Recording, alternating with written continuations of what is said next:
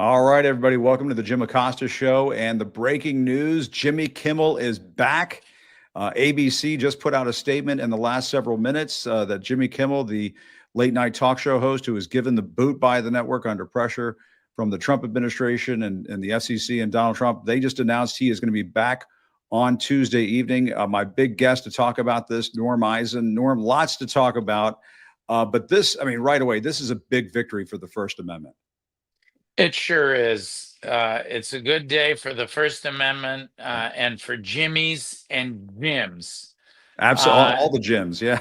All the First Amendment protected gyms. And Yes. what happened here was there was no basis to suspend Jimmy Kimmel for doing his blend of comedy and commentary. Right. Donald Trump and his cronies, including that terrible Brendan Carr at the FCC, in my view, unconstitutionally violating the First Amendment Act, violating the 1934 statute that sets up the Federal Communications Commitment, and violating the ideas of democracy. Press for Kimmel to be forced off the air for reflecting on the background of the killer of Charlie Kirk. Right. But what are we as a country, Jim, if we can't have that discourse? Donald Trump doesn't like comedians because they make fun of him. That's and right. There's so much material there. But what happened afterwards, we've seen so many victims of this president's and this administration's bullying. But you know something because you lived it, Jim. Yes. When you stand up to the bully, they lose. And what happened here was ABC didn't stand up to the bully, as rich and powerful as they are. Disney didn't stand up to the bully, the owner of ABC, but the American people stood up. Bingo. They voted with their cancellation buttons. Disney lost over $3 billion in market capitalization, and people canceled in droves. I know, Jim, I had to actually read a book because I canceled Disney Plus and Hulu. Good for you. A lot of other people did. And you know what? All these conservative folks say, let the free market work. Well, the free market, it was working over the weekend. It did. It worked. And there's something that those Disney suits care about more than their fear of Donald Trump, and that's their love of money. It reminds me of one of those Disney characters, Jim, Uncle Scrooge, diving into his money pit. That's right. They saw the losses and they've come to their senses. And one more thing I want to say to all of you out there who canceled, who boycotted, who mobilized, who protested, who signed petitions. Wow. Yeah. You did it. You did it. It's a small world after all, you might say, Norm. And to me, this is the perfect lesson to be taken away from all of this is that, and I mean, this really was like a shot fired around the world, heard around the world last week when this happened to Jimmy Kimmel. And a lot of people got really down in the dumps and thought, okay, this is it. We're backsliding. The First Amendment's getting torched and so on. But you cannot count out the American people, and you cannot count out the idea of collective action. I mean, that to me is the big takeaway from this. And ABC is backpedaling big time in this statement. They say last Wednesday, we made the decision to suspend production on the show to avoid further inflaming a tense situation at an emotional moment for our country. It's a decision we made because we felt some of the comments were ill-timed and thus insensitive. We have spent the last days having thoughtful conversations with Jimmy. And after those conversations, we reached the decision to return the show on Tuesday. Norm, I think they also looked at those cancellation numbers and the bottom line. Oh my God, over $3 billion in the market adjustment collapse, the bottom falling out. Jim, when as a country, we're not the first to go through a period of democratic backsliding. Many other countries, majority of them have come out of it. It's called a U-turn. They've done, the statistics are that a majority of countries, when they meet these kind of shocks, turn around. And how do you do that? Friends, no matter how desperate it may seem, don't lose track of the structure. I call it the 5 Ps. This is my scholarship. I've written a lot about this. Yeah. Legal proceedings, number 1. And legal proceedings were and might still be coming here. Number two, popular protests. That's the second P. That's what we saw happen here. Number three, results in and at the polls. Donald Trump is down, his numbers of popularity. Yes. Most unpopular president in history at this point. And so then of course at we're the making fun of them. polls, at the polls, the Democrats have won 42 out of 43, or outperformed 42 out of 43 elections this year. Jim, think about that. By 16 points, they've outperformed. Yes. And then you have press. The press rose up here and find both independent media, traditional media, and finally political leadership. So all those 5 Ps got working. The Kimmel thing broke through. So it shows you we can fight for and win this battle for our democracy. And this was an important battle in the larger war. Absolutely, and it comes amid, I mean, a lot of other disturbing headlines that we've seen over the last 48 to 72 hours. Norm, we've had Donald Trump go on Truth Social and pressure his attorney general to go after his political enemies. There's this Truth Social post that he put up over the weekend, and it looks like it was almost a direct message to her that he accidentally posted, or perhaps that was the game that he was playing. I think that's what happened. You never did that, Jim. You never accidentally put a text on social media. I have too. But you're busy, you're multitasking. It's true. It can be very embarrassing. And if you're the president, it can be very unconstitutional. But he said, Pam, I have reviewed over 30 statements and posts saying that essentially the same old story as last time, all talk, no action, nothing's being done. What about Comey, Adam Shifty Schiff, Letitia, as in Letitia James? And he forced out the U.S. attorney in the Eastern District of Virginia. As you know, Norm, that's a very important district. Eric Siebert, I believe that's his name, was forced out. That's correct. He's now bringing in another personal attorney of his, a woman by the name of Lindsay Halligan, is going to be installed as the U.S. attorney there. An insurance defense lawyer from Florida. What does she know? I saw about that she has a background in insurance work. But I mean, this was because Eric Siebert would not bring a criminal case against Letitia James. Norm, he is absolutely weaponizing the government in ways that he complained about up until this. I mean, not up until this point, but up until he came back into the Oval Office. He's been doing it ever since.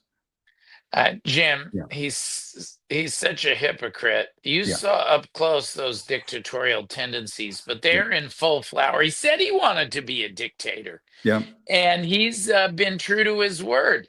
So think of all the guardrails that have been smashed here.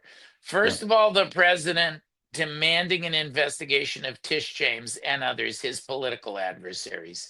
Secondly, the president getting his cronies like Ed Martin and Bill Pulte to claim that there's a basis for this supposed mortgage improprieties.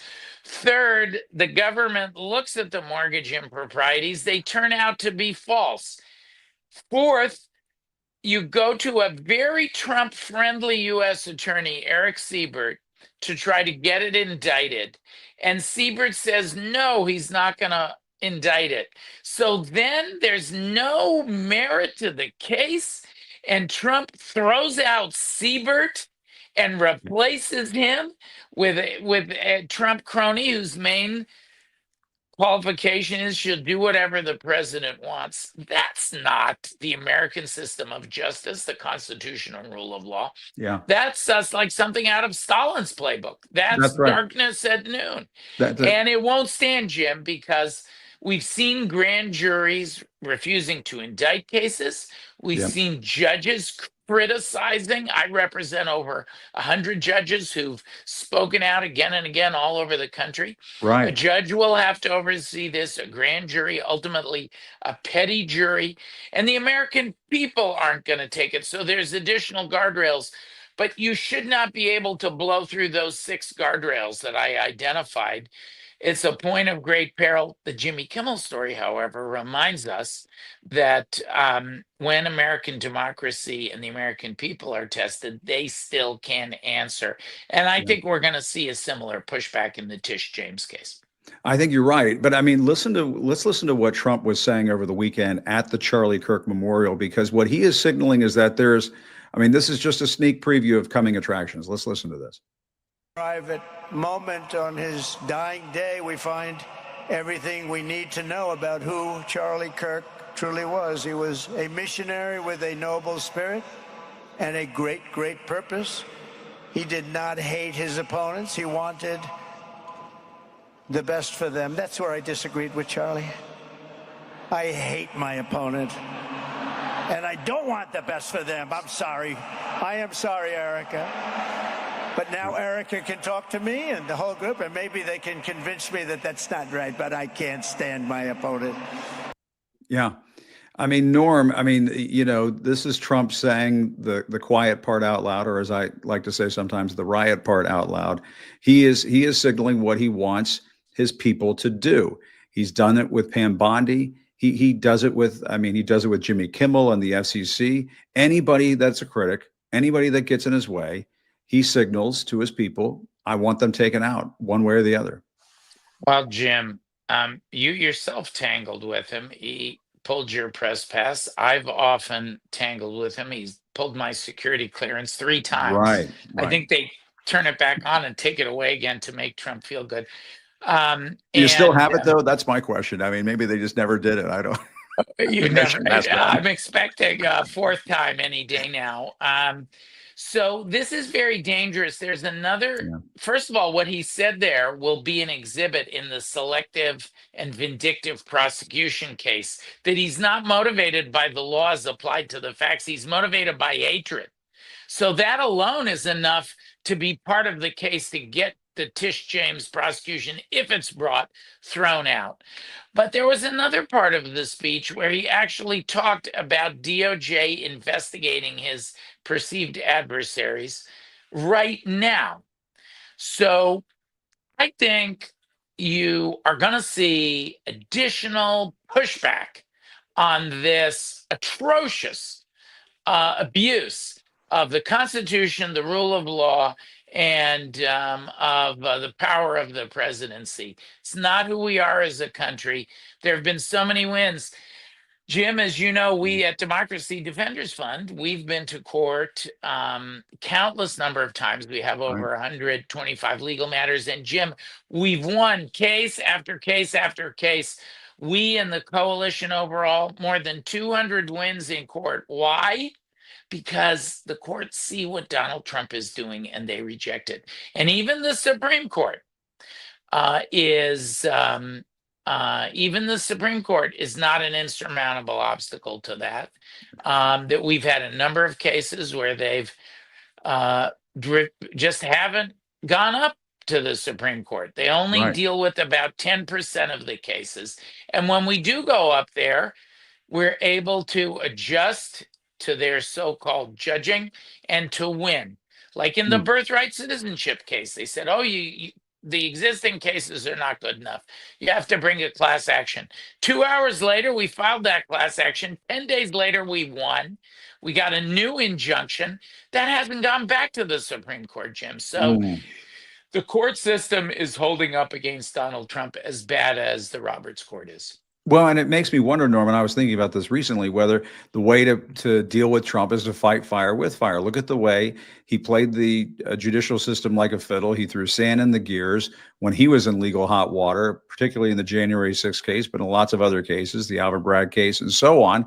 And perhaps, maybe that's a little bit of what you're doing, Norm, but it seems to me it's one of the look at the moment most effective ways to slow down what he has been doing. And I think you're absolutely right when he makes comments like that, like he did at the Charlie Kirk Memorial. Any judge who has a case that deals with weaponization coming from the Trump Department of Justice can just hold up that video and say, or the Pam Bondi Truth Social post and say, hey, wait a minute, what's going on here? Jim, what we do in our cases is Constitution and rule of law. We don't bring the case unless we think we're right and it's a winner.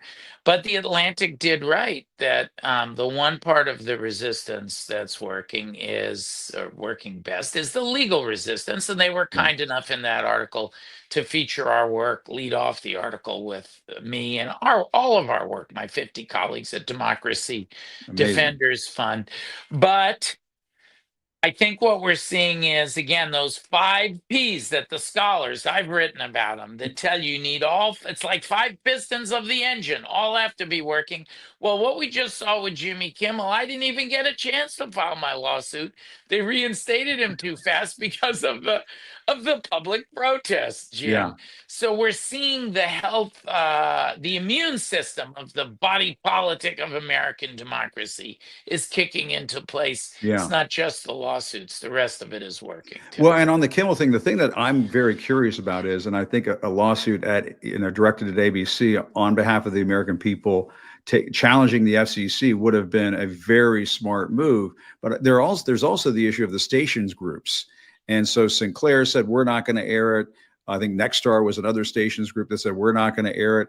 And I'm very curious to see what happens next. If ABC says, okay, he's back to the stations groups, these large station groups, put him back on. That'll be interesting. Well, we'll see what happens with that. I'll tell you one thing that's going to happen next, brother Jim. He's going to get the highest ratings of his entire career when he comes back on the air shortly. I think you're absolutely right, Norm. Ratings that you and I can only dream of. Well, I was going to say will almost be the equal of the Jim Acosta Substack. Almost. And if you add the YouTube in there, it's pretty darn close. It's very close. But Norm, great to see you as always. Thank you so much. Really appreciate it. Keep fighting the good fight out there, man. We love you, including because you blazed the trail. You're a big success in independent media. Everybody talks about you. And I do think if we look at what's happening, if we look at what's happening in cable, Jim and I did talk about it when he was thinking we were a little ahead of him with the contrarian. But Jim, you've been your voice is more important than ever here in independent media, and it's only going to continue to grow. I agree. And this is the future. I tell people all the time, this is the future. This is the way. No doubt. And we don't have corporate overlords to deal with. But Norm, great to see you, man. Thanks, Jim. Have a good day. Thanks, brother. Thank you, sir. Thank you, brother. Let's go quickly to Liz Oyer. She's the other, powerful legal expert that we have on from time to time. Liz, great to see you. I was just talking about some of these same themes with Norm. And the Jimmy Kimmel thing is very interesting and very important. But had that not happened at 3:55 p.m., you and I would have been talking about, and we are going to talk about, what is some pretty extraordinary stuff. And and perhaps we've all lost our sense of what's extraordinary anymore. But when Donald Trump is on Truth Social over the weekend and is telling Pam Bondi to go after his enemies, and he's forcing out the U.S. attorney in the Eastern District of Virginia for not going after Letitia James. I mean, that's just one of many issues I wanted to talk to you about. But your thoughts on all of this and how it fits in maybe a little bit with what took place with Jimmy Kimmel? I mean, Trump wants his government to go after his critics. Yeah, that's exactly right, Jim. I think what we're seeing in the Justice Department, and I'm not prone to exaggeration or hyperbole, but this is a 5-alarm fire in the Justice Department right now. And it's not coming out of thin air or coming out of the blue. This is something that Donald Trump has been building the groundwork for since day one of his presidency, since he installed his team of personal lawyers as the management of the Justice Department. Pam Bondi has been messaging to the career workforce since day one that we all work for Donald Trump, is what she says. We're all his lawyers. That's 110,000 people who she believes are a personal army of lawyers who are there to do Donald Trump's bidding. So this is really something that has been evolving over months. The groundwork has been laid, and now we're seeing it all come to a head. And it is really, really scary. The question that I have now is, where does this stop? What happens if Donald Trump wants to prosecute everybody who has criticized him? What if he wants to prosecute everybody who didn't vote for him? It's just a slippery slope to a situation where the Justice Department no longer provides any meaningful safeguards for the rule of law. And Liz, just to remind our viewers, I mean, you were targeted by the Trump Justice Department. They wanted you out of there because you wouldn't pursue a case. I think it was involving Mel Gibson or something along those lines. But you've been speaking out on all of these issues. Yeah, so I was one of a number of career experts that have been fired by Donald Trump. Part of the equation is installing political loyalists into important positions like Pam Bondi and Todd Blanche. But another part of it is removing the career experts who could stand in the way of implementing the president's political agenda.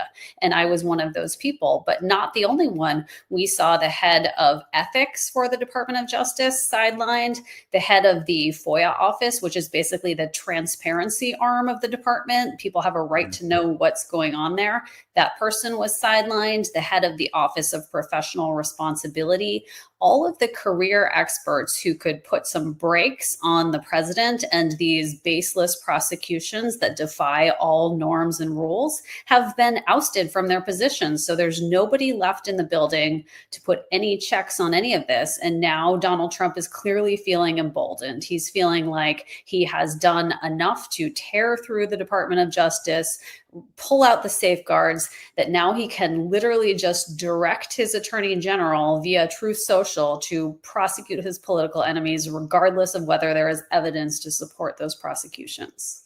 Yeah, and I was just touching on this with Norm a little bit, but I mean the forcing out of the U.S. attorney in the Eastern District of Virginia for not going after Letitia James, the Attorney General of New York, basically in retaliation for her bringing a case against Trump up in New York, is kind of extraordinary. And that he also is trying to put in another one of these loyalists, a woman named Lindsay Halligan, as the U.S. attorney. Apparently, she has an insurance law background or something along those lines, not a career prosecutor type. So he just wants somebody in there who's going to do his bidding.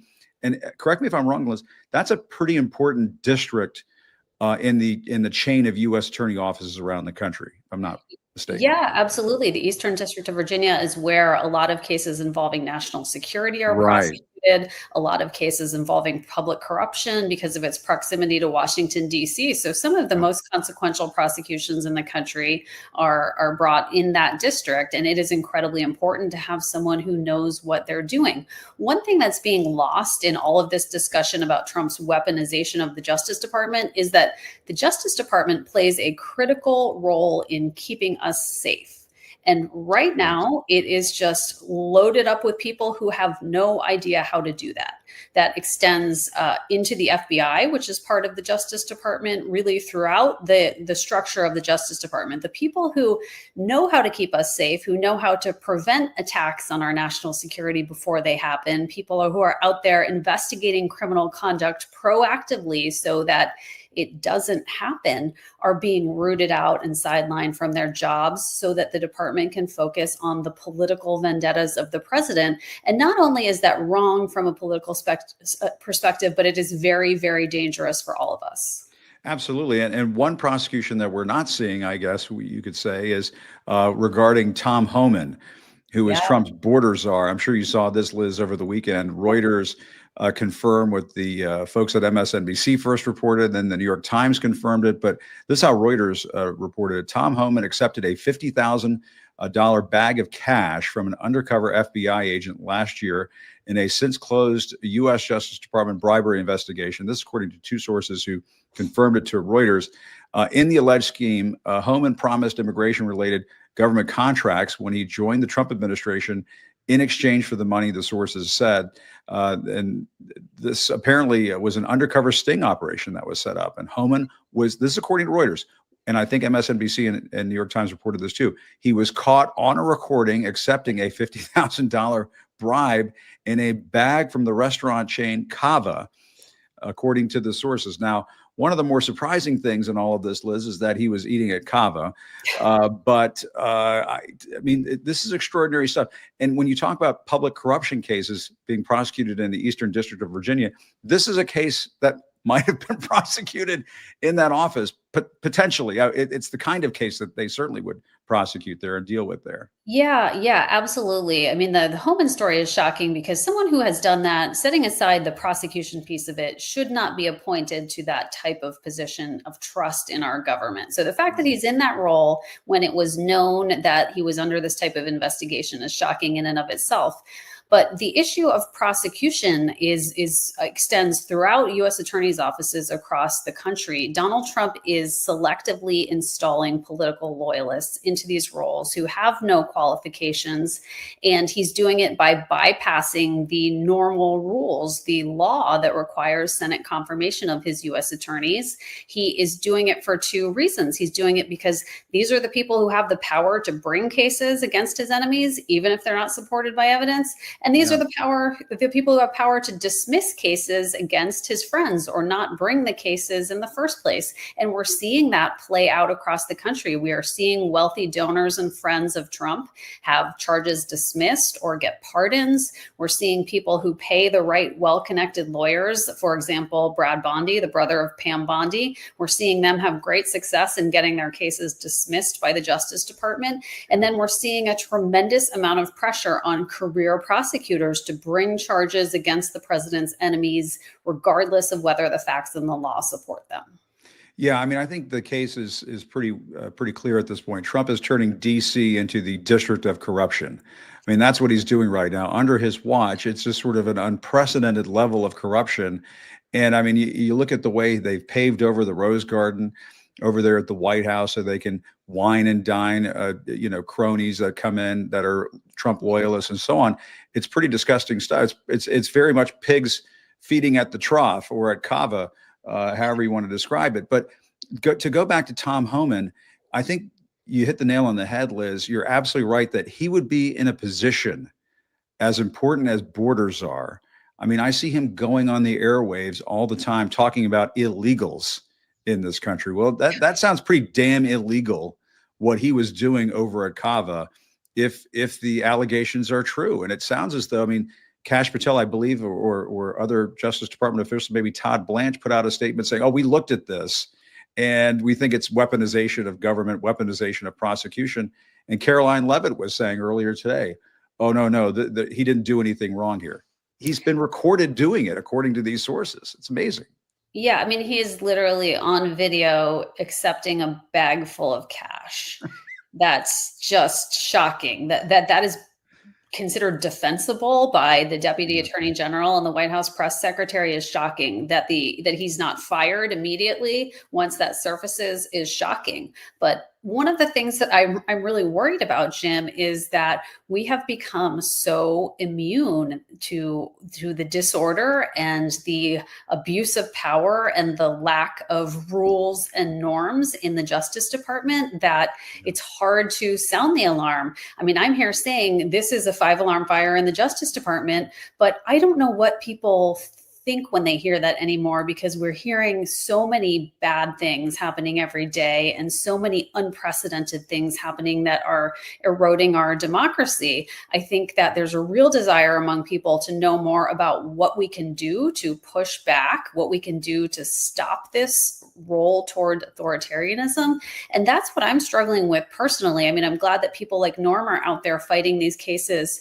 in court, but we're also getting lots of really mixed signals from the Supreme Court about whether they're going to be the last line of defense for our democracy. The thing that gives me hope right now is our citizens, my fellow citizens. Yeah. You mentioned DC as the district of corruption, and that's what's happening in the federal government. But it is encouraging to see that in DC, grand jurors who are being asked to bring charges by Trump's U.S. attorney here, Jeanine Pirro, are rejecting those charges. They're using their power as citizens not to vote to bring those indictments that the Trump administration is seeking. And it's a good reminder for all of us that we, the citizens, are the last line of defense for our democracy, and we need to stand strong at this time.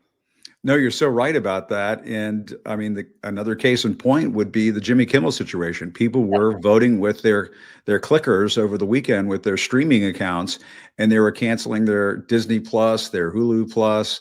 I mean, they were basically giving the middle finger to ABC and Disney and saying we're not going to take this lying down, to the extent that it looks as though those pressures forced ABC to say, okay, we're putting Jimmy Kimmel back on the air on Tuesday, which is a pretty extraordinary development. And you're absolutely right about what is taking place in DC with the jury situation, where you have ordinary citizens who are saying they're just not going to put up with this stuff. It's pretty remarkable stuff. And I guess, Liz, the other question that I had for you is, I mean, you talk about a 5-alarm fire at the Justice Department. At what point does it become unsustainable for Pam Bondi? I mean, I guess she has no self-respect. There's no dignity left as the Attorney General of the United States. But one would think if you have any credibility, at some point you have to say, I'm resigning. I can't do this job anymore. Put somebody else in there. I can't stomach this stuff. You know, whether it's forcing out the U.S. Attorney in Virginia, you know, Truth Social post telling me to go after your enemies. I mean, until this Kimmel thing happened, I mean, that's Watergate level, beyond Watergate level stuff. Yeah, I think that everyone who's still inside the Justice Department, particularly on the staff level, is facing a hard decision about, can I do more good if I stay here inside, or am I compromising my integrity to a degree that I just have to leave? I don't pretend to understand how Pam Bondi wraps her head around these types of dilemmas. But what I will say is that I am very afraid that it is going to take something truly awful happening in our country before we realize the extent of the damage that has been done inside the Justice Department. As I mentioned earlier, the Justice Department, since 9/11, they've been proactively investigating the possibility of terrorist attacks or cybersecurity attacks, or the types of things that can really harm and paralyze our country. And it's not clear that they're continuing to do those things, or that anyone in the department knows how to do those things anymore. And my concern is that it's going to take a national tragedy on a large scale before we fully reckon with the damage that has been done in the Justice Department in the past 8 months. Right. And it seems to me, I mean, even if you want to get into this, I mean, the targeting of alleged drug runners on boats coming from Venezuela, and they're just getting droned and taken out. I mean, that is some extra constitutional behavior that is going on the part of the administration. I mean, you're supposed to arrest people in these cases, not blow them out of the water without judge, jury, or anything like that. Yeah, it's absolutely shocking to see basically summary executions of people at sea who we are told are carrying drugs. We don't even know that that's true. There is no reason that we should take the administration at its word that these boats have drugs on them. We are hearing court after court call out lawyers for the Trump administration for lying to their faces about the facts and circumstances underlying the cases that they're litigating. There's no reason that we should believe that the Trump administration actually knows that there are drugs on these boats. And even if there are, the proper thing to do is to interdict the boat, to arrest people, and to prosecute people. And I will say that, as a public defender, I saw these cases of people carrying drugs on boats, and the idea that these are high-level terrorists is ridiculous.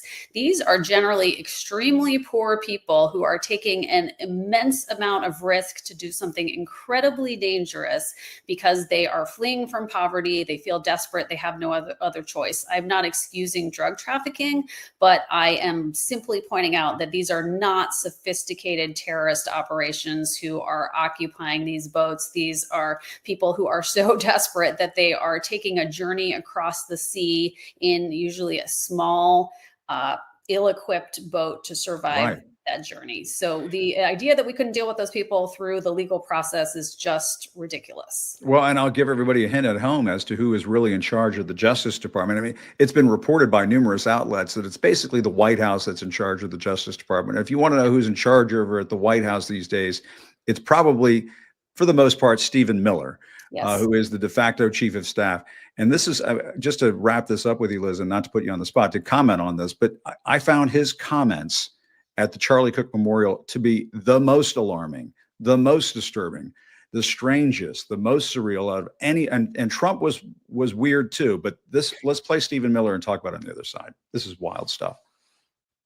Cannot imagine what they have awakened. They cannot conceive of the army that they have arisen in all of us. Because we stand for what is good, what is virtuous, what is noble. And to those trying to incite violence against us, those trying to foment hatred against us, what do you have? You have nothing. You are nothing. You are wickedness, you are jealousy, you are envy, you are hatred. You are nothing. You can build nothing. You can produce nothing. You can create nothing. We are the ones who build. We are the ones who create. We are the ones who lift up humanity. Yeah, I mean, this just really strange stuff. I mean, cultish like rhetoric. I mean, no question about it, coming from Stephen Miller. And Liz, he's basically the person, I mean, it's been widely reported, who is calling the shots in terms of what goes on over at the Justice Department, in addition to Trump. But if you listen to the rhetoric Stephen uses, it's basically, and I know this, I mean, he used to write Trump speeches all the time out on the campaign trail. This is who is pulling the strings over there, and that's disturbing.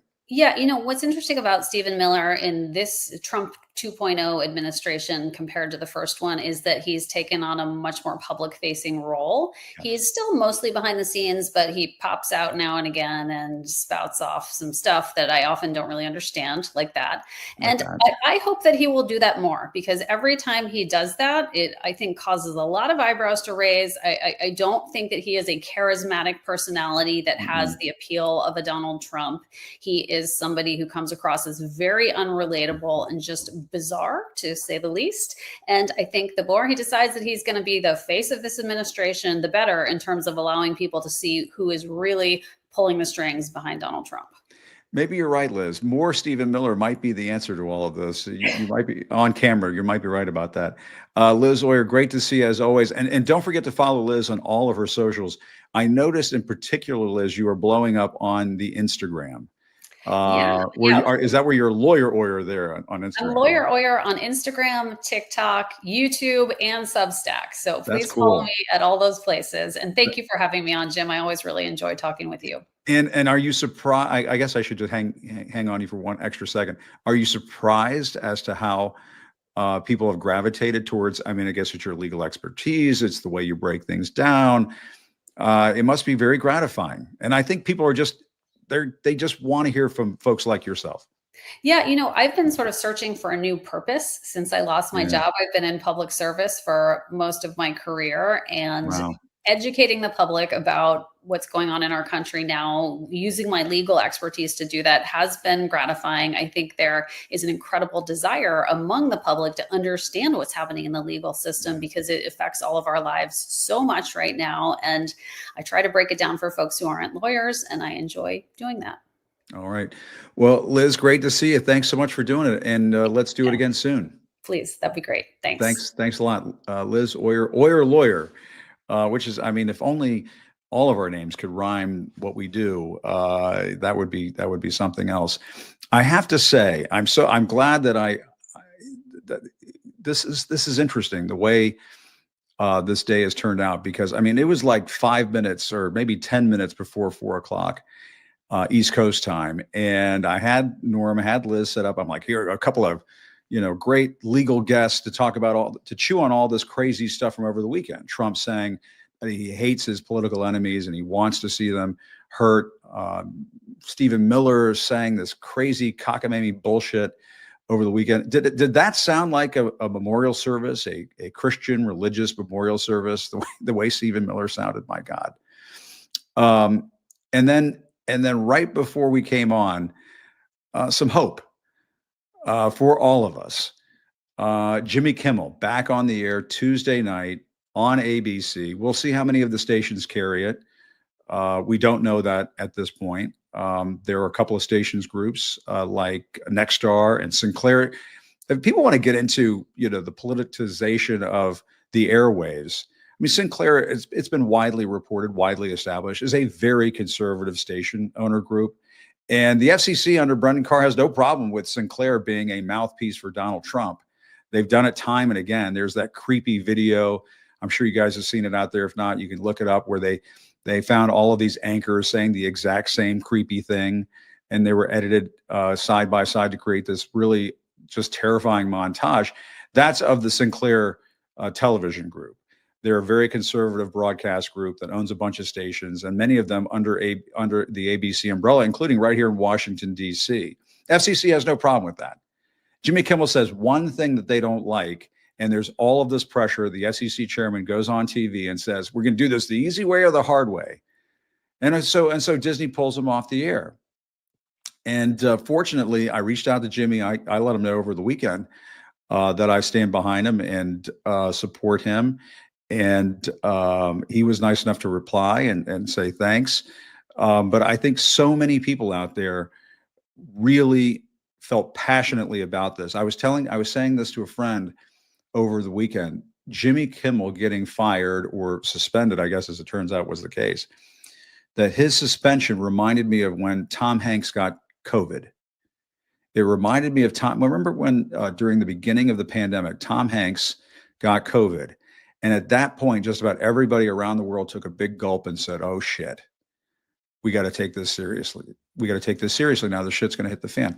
I thought the same thing happened with Jimmy Kimmel last week, that somebody as well-known around the world, as relatable as Jimmy Kimmel, can get shit canned for what he says on national television in the way that it was done. To me, sent a very chilling signal around the country, around the world. And there's a viewer right there still waiting for Kilmeade to be punished. Again, let's just note this one more time. Brian Kilmeade on Fox says that homeless people should be euthanized, administered lethal injections involuntarily, doesn't lose his job, doesn't get shit canned. Jimmy Kimmel says one thing that got twisted around and gets suspended. But anyway, we're going to set that to the side for the moment. But it said to me that the First Amendment was going to be in a lot of trouble if the FCC can just go around. And then Trump, of course, over the weekend was saying we're going to start pulling broadcast licenses for things that we don't like to hear. Sounded very serious, sounded very scary. And then the American people acted. And for folks who say, oh, what difference does it make if I cancel my Disney Plus or my Hulu Plus? Look at the difference that it made. ABC, Disney, they were losing hundreds of millions of dollars. And I think they got the message. I think Disney got the message. And as I was saying to Norm Eisen, it's a small world after all. And we have to look at it that way, folks. We have to look at it that way. We are in this together. And just when you think that we're down for the count and we're not going to get back up, and the country is going down the tubes, and this failed game show host who thinks he can be a king, a wannabe dictator, just when you think that he has won the day, and apparently he's on this hour spouting all kinds of cockamamie crazy medical stuff that we're going to have to dissect tomorrow. He's in the losing column this evening, folks. Trump just lost a big one. Trump lost a big one. As the viewer says right there, hit them in their bank accounts. Folks, we can vote at the polls. We can vote with our clickers, with our streaming accounts, apparently. We can vote with our wallets. We can vote with our credit cards. Increasingly, I mean, this is something to file away for later, folks, and think about long and hard. Increasingly, the experts are all saying that linear television, as it's called, broadcast television, cable outlets, and so on, those are the dinosaurs. Those are all going by the wayside. And that streaming is the future. Things like this, independent media, are the future. What happens in that kind of an environment? Well, in that environment, by and large, you have a lot of people not subscribing to a cable system anymore, a cable provider anymore, and sending $200 or $300 off to Comcast or Fios or one of those companies. Folks are cutting the cord. They've been doing this for years. And what are they doing? They're signing up for different streaming packages, right? They're signing up for different streaming channels. Well, as it turns out, these big entertainment companies, they like all that money that's coming into them. Isn't that interesting? Isn't that something? And so if these companies are going to bend the knee and act like a bunch of wussies and be cowards and pull things off the air that the American people get pissed off about, we can fire back. We can just cancel. Click that little cancel button and say, bye-bye Disney, bye-bye Hulu Plus. The industry, as a viewer says, the industry led us here. The industry has empowered you, ladies and gentlemen. That turkey over at the FCC, who I found out the other day, apparently he's younger than me. That's some crazy shit. That guy looks old as shit. Brendan Carr. That turkey over there was puffing out his chest and saying, cancel Jimmy. If you don't cancel Jimmy, we're going to make a mess out of this network we got here. We're going to do some damage over at ABC if they don't cancel. We can do this the easy way or the hard way. As it turns out, those clowns, those turkeys, they're losing power. They're losing influence. If the industry is all going to be about what channels I sign up for, what streaming services I sign up for, and there's some big, powerful company at the top, and Donald Trump is pissed because they told a couple of jokes he doesn't like, and he wants to retaliate against that comedian, and that comedian works for this company, and we don't like it, and we're pissed about it. That's the lesson here, folks. And I hope the New York Times or one of these other very, very smart media writers will write this story. The people have been empowered. The people have been empowered. And I don't know about you guys, but I'm looking at the headlines over the weekend, and I'm saying Tom Homan took a bag of cash at Cava, allegedly took a bag of cash at Cava. First of all, I was shocked that Tom Homan was eating at Cava. It's a very fresh, healthy option for folks at lunchtime. You go in there and you load up the bowl with the lettuce and the beans and the quinoa. Does Tom Homan eat quinoa? I had no idea. Doesn't look like it. I didn't have that on my bingo card. Tom Homan eating at Cava. And then Donald Trump is saying that he wants Pam Bondi to go after his enemies.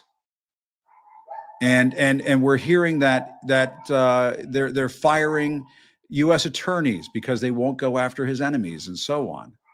And it all sounded rather hopeless. And then you saw what took place at the Charlie Kirk Memorial, and Stephen Miller, my God, sounded like he was at a Branch Davidian Jim Jones like cult event. The way he was talking there, he sounded nuts. He sounded goofy. He sounded like he's got a problem. None of that sounded like a memorial service. It sounded like a call to arms from a goddamn lunatic. And it all sounded rather hopeless. And then, as it turns out, and I've been saying this, I hope people remember this. I've been saying this since February? You got to have hope. And the reason why you have to have hope is because of us, because of you, and because of me. They can kick people off of legacy media. We can come here to Substack. We can go to YouTube. We can go to Apple Podcasts, and we can still have our voices heard. If they kick a popular comedian off of national television, we can vote with our clickers. We can vote with our bank accounts. We can vote with our credit cards and say, no more Disney Plus. They got all those Star Wars movies they want to sell. We ain't going to be watching them on Disney Plus. We're not going to watch The Mandalorian and Baby Yoda if you fire Jimmy Kimmel. That's right. Baby Yoda's in this. His little ass is involved in this too. Little Baby Yoda, we ain't going to watch Little Baby Yoda if you fuck with Jimmy Kimmel. Do you understand now? And this is where we, the American people, have some power. This is why I say there's some hope left. This is why you gotta have hope, folks. You gotta have hope. May the force be with you. And with Jimmy Kimmel. We'll all be watching tomorrow night. My thanks to Norm Eisen. My thanks to Liz Oyer, the Oyer lawyer. And my thanks to all of you for making it very clear that people power matters. Still reporting from Washington, I'm Jim Acosta. Have a good evening. I'll see you next time.